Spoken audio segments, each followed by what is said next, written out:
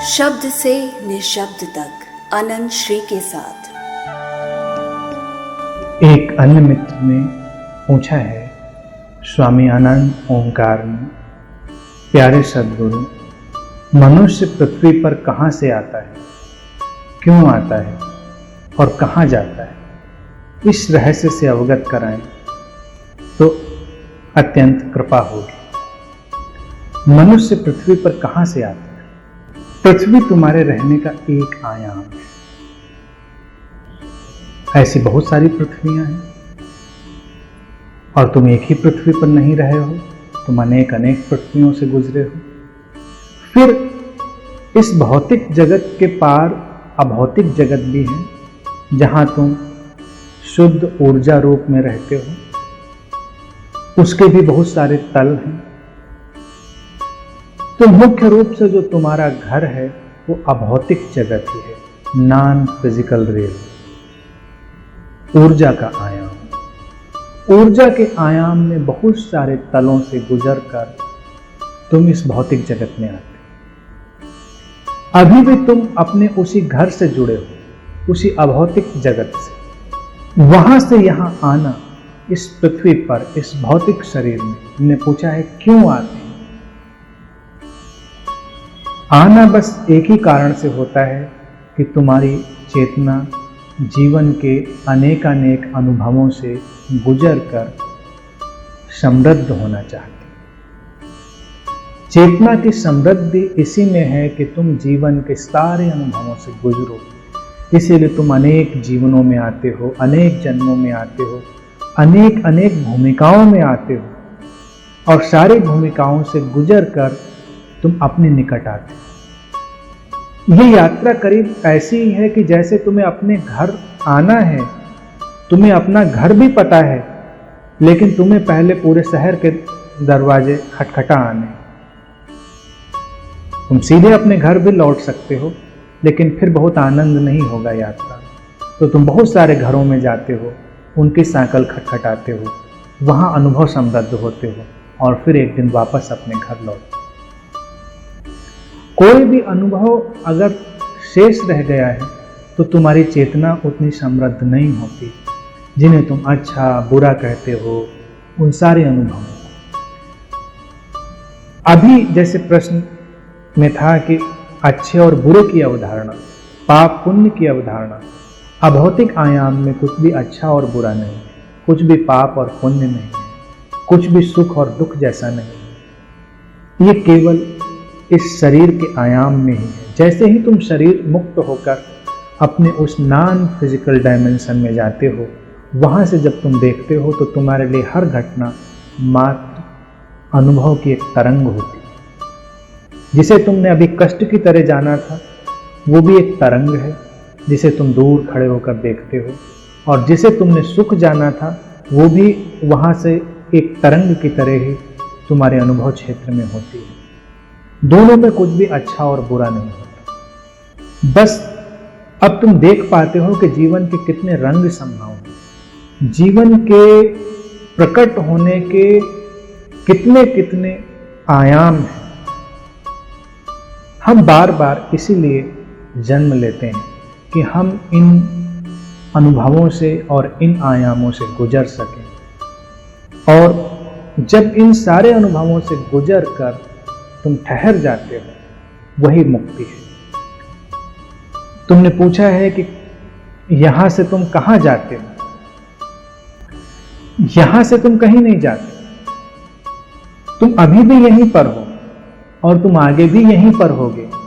यहां और वहां की जो अवधारणा है वो मानसिक, काल्पनिक, उस शरीर के साथ है। जैसे जब तुम अभौतिक जगत में होते हो तो तुम सर्वव्यापी होते हो, तुम विचार और भावना मात्र से कहीं भी उपस्थित हो सकते हो।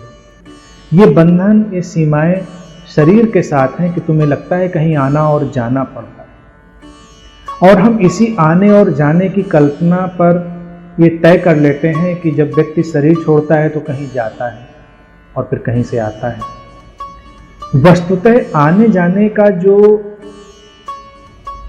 दिखाई देने वाला ढंग है वो भी एक शरीर की ही यात्रा है। जो भौतिक से थोड़ा सूक्ष्म हो गया है, लेकिन जो कॉन्शियसनेस का प्लेन है, जो तुम्हारी चेतना का तल है, वहां से यहाँ और वहां का कोई विभाजन नहीं, तुम सर्वव्यापी। इसीलिए जब भी कोई साधना में गहरे जाता है, तुम देखोगे कि एक ऐसी घटना घटने लगती है कि तुम एक दूसरे से कहीं भी संपर्क में आ सकते हो।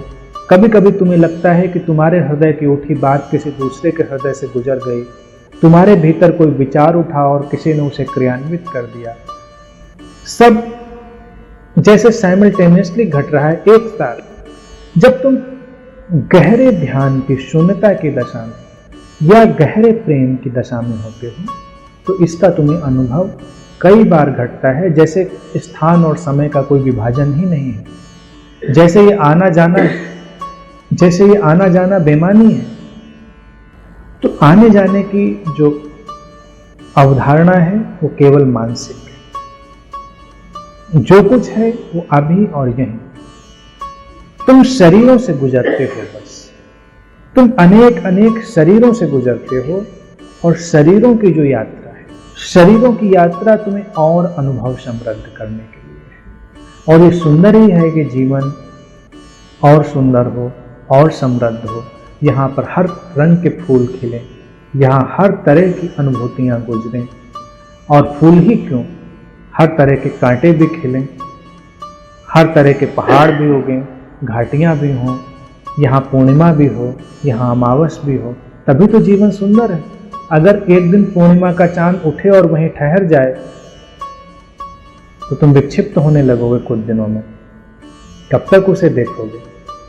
इसीलिए प्रकृति में कुछ भी ठहरता नहीं, वो धीरे धीरे फिर विलीन होता है, फिर अमावस की घाटी में उतर जाता है, फिर पूर्णिमा के शिखर पर जाता है।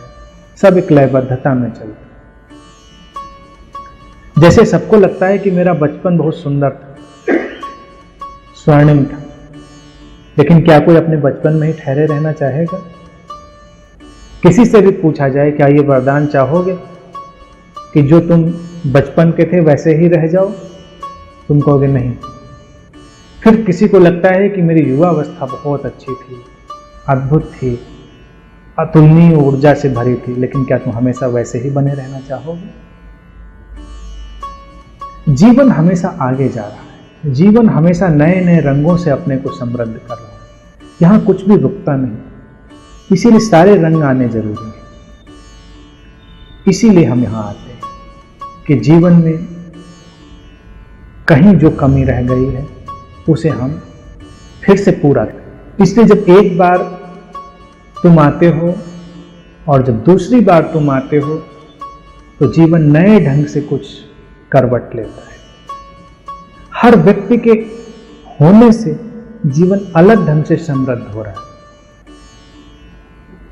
बार बार यहां विकास ही हो रहा है, अस्तित्व कहीं पीछे नहीं जा रहा, और चेतना का एक ही स्वभाव है, विकसित होते चले जाना। जैसे हमने भारत में शब्द उपयोग किया ब्रह्म, और ब्रह्म का अनुभव जिसे हम कहते हैं बुद्धत्व का अनुभव, पारंपरिक भाषा में वो ब्रह्म का अनुभव, और ब्रह्म शब्द का अर्थ ही है जो निरंतर विस्तृत हो रहा है, that which is continuously expanding, नए नए आयामों, नई नई यात्राओं। इसीलिए तुम यहाँ आते हो और आते रहना। ये मत सोचना कि बस सब पूरा हो गया, अब अगली बार नहीं आएंगे। अगली बार नहीं आओगे तो क्या करोगे? तो अगली बार फिर आना, तो तुम्हारे आने से जगत फिर कुछ और सुंदर होगा।